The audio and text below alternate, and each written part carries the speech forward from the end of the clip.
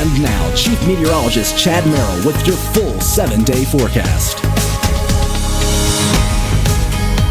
Welcome back to Newswatch, folks. It is party time here at WLAY because tomorrow is the summer solstice at 4:51 p.m. That's when the sun's rays are directly over the Tropic of Cancer, the highest point in the northern latitude, before the sun starts to go back south again and we start to lose a little bit more in the way of daylight. Well, we have a prolific ridge of high pressure across the east, and that is keeping our temperatures warm, and we still have this trough across the west. Last night we showed you pictures at Glacier National Park where it's snowing. Well, it's still snowing there, and we still have the very warm temperatures out ahead of our upper level ridge. We are not tracking any rain, just a couple high clouds that kept our temperatures in check today. And here's the moisture from Alberta that's moving into Texas. And another cold front snaked here across the upper Midwest. So our heat index isn't that bad today. We are in the low to mid 80s all across the region. 89 is what it feels like in DC, 94 in Harrisburg. Here's the center though of our heat wave. It's 102, feels like 102 in Cleveland. They're usually digging out of lake effect snow and colder than we are sometimes in the wintertime.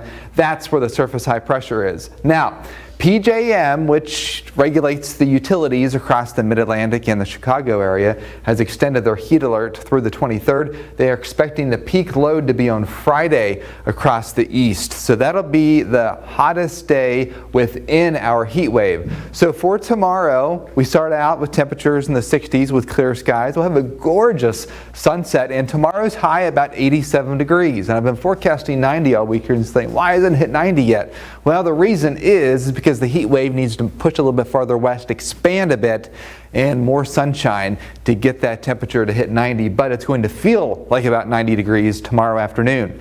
Now, if you remember, I showed you this graphic a couple of weeks ago, and we were not doing too bad with rain. Well, guess what, folks? We are 1.25 inches behind average. June is usually one of our wettest months, and it has been dry, and that's the way it's going to stay.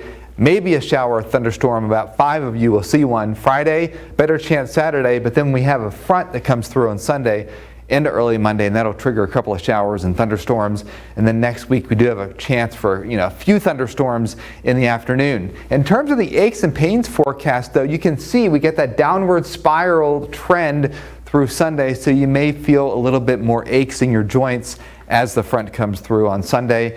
And there's Tropical Storm Alberto, the first one of the season, heading into Mexico. But of course, north of its track, we are seeing plenty of rain and flooding across parts of southern Texas. So your 7-day forecast locally, we do not have to worry about the moisture from Alberto. Instead, we have to worry about the warm temperatures, upper 80s to lower 90s. 30% risk for you to see a thunderstorm on Friday and Saturday, but a better chance than 90% on Sunday. So Sunday will be the day your garden gets a little bit of a watering, early shower possible Monday, and then Tuesday and Wednesday the heat starts to build back up again, and we have a risk for thunderstorms in the evening. But these thunderstorms, I don't think are going to produce too much in the way of rain over a large area, so you'll still have to water the garden even through next week. We'll likely see that flash drought develop across the region and even Virginia going forward, but it's not going to get to the point where we are going to have to conserve water. But it's just going to be some agricultural stress and garden stress. So just